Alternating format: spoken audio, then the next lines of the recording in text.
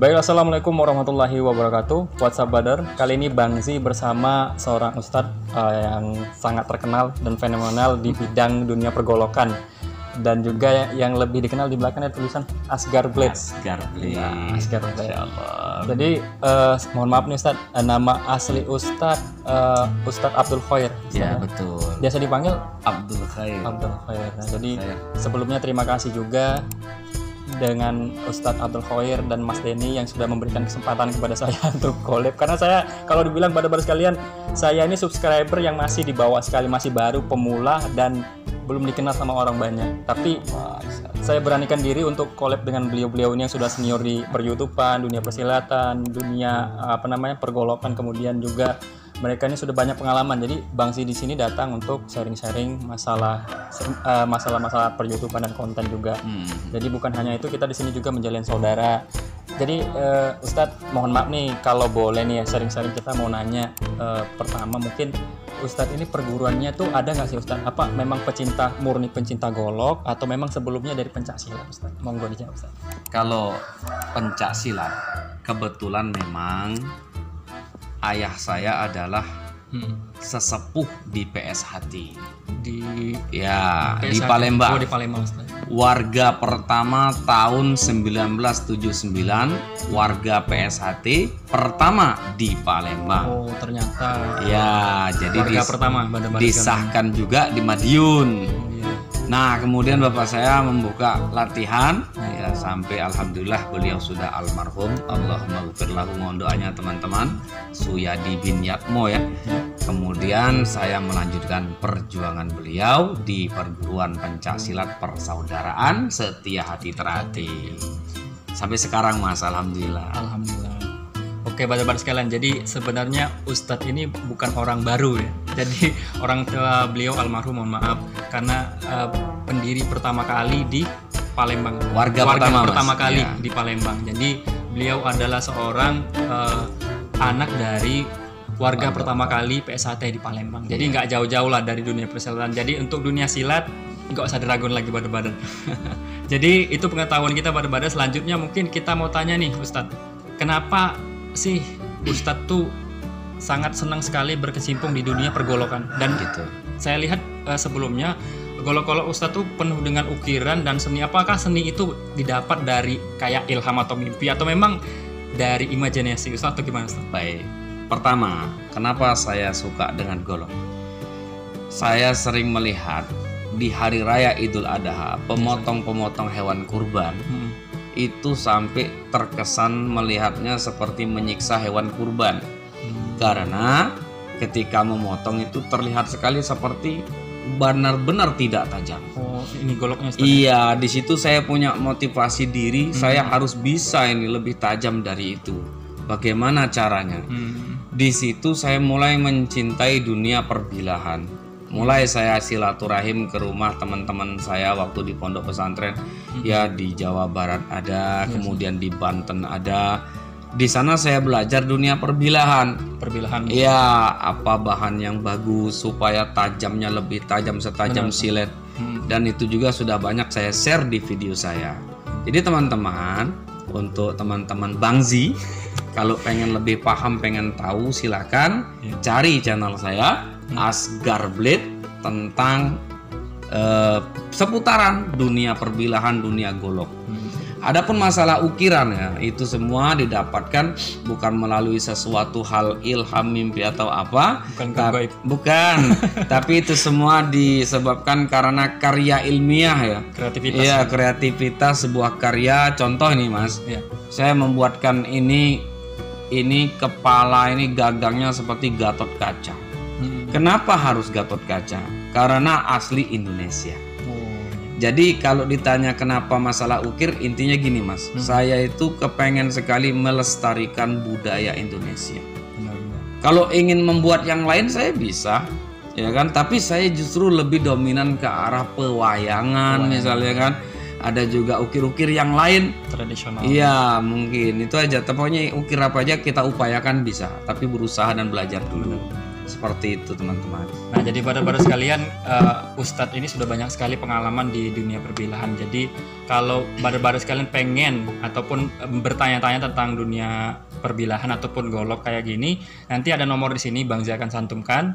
Dan juga kalau memang berminat, mungkin kan sebentar lagi Idul Adha. Idul Adha. Nah, mungkinan bagi apa namanya Ustadz kalau yang untuk Apa orang itu? yang motong apa namanya? Pemotong. Algojo Bukan. untuk orang yang memotong ya. hewan kurban, Iya. mungkin kalau memang mau cari referensi golok bisa sama Ustadz Abdul Khoir atau kalian bisa langsung klik di Asgar Blade channel, langsung bisa disitu. Dan juga nanti ada nomor yang kayak Bang Zi bilang tadi pada Iya, sekalian. insyaallah. Dan selanjutnya nih ke terakhir Ustadz, Iya. pertanyaan terakhir. Kenapa Ustadz selalu bilang ketika setelah saya lihat waktu di video-video Ustadz tuh pengen membangun pesantren, Ya.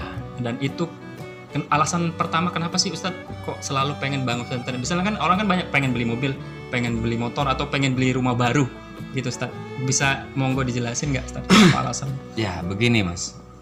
Yang jelas saya itu pengen hal yang terbaik di sisi Allah.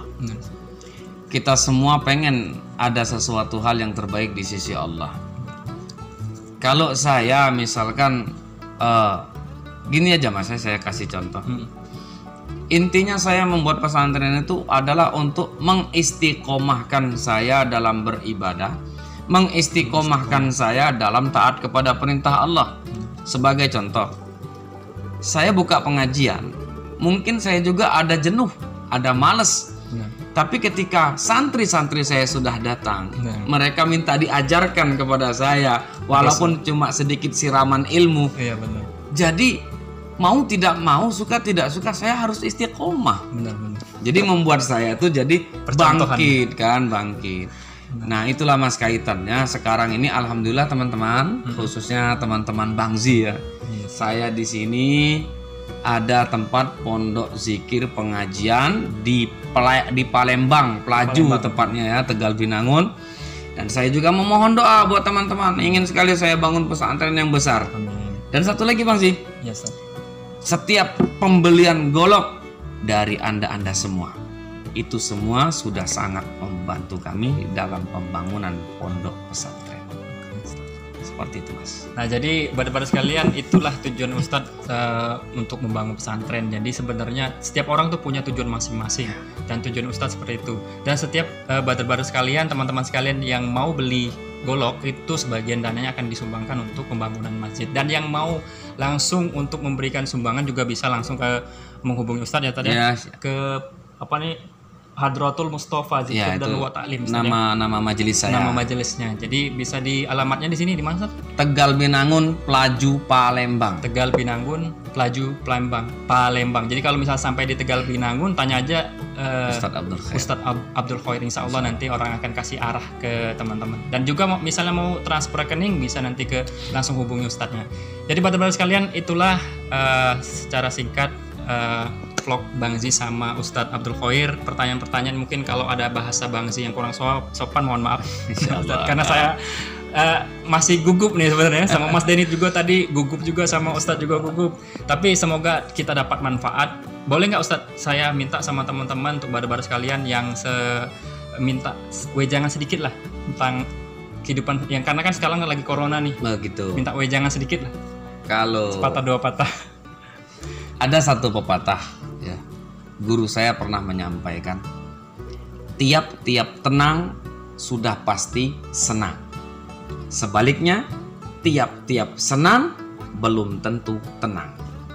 Banyak orang-orang yang diberikan kesenangan oleh Allah, baik hartanya, pangkatnya, jabatannya, tapi belum tentu diberikan ketenangan. Ala bidzikrillahi tatma'innul qulub. Dengan mengingat Allah, hati akan menjadi tenang. Pandemi corona di mana-mana memang sudah ada.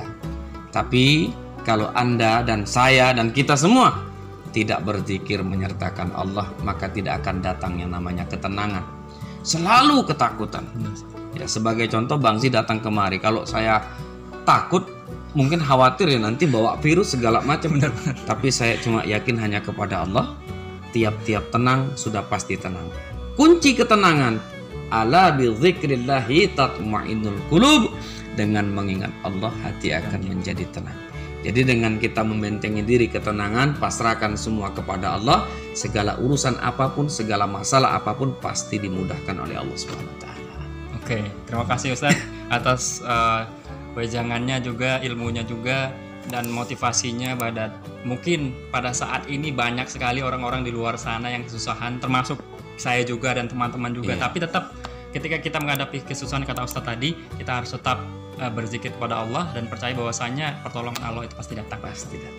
Oke, itulah baru sekalian wawancara Bang Zi dengan Ustaz, semoga bermanfaat. Jangan lupa untuk like, comment, dan subscribe di channel Asgar Blade dan juga di channel Bang Zi. Mungkin sampai di sini. Assalamualaikum warahmatullahi wabarakatuh. Waalaikumsalam.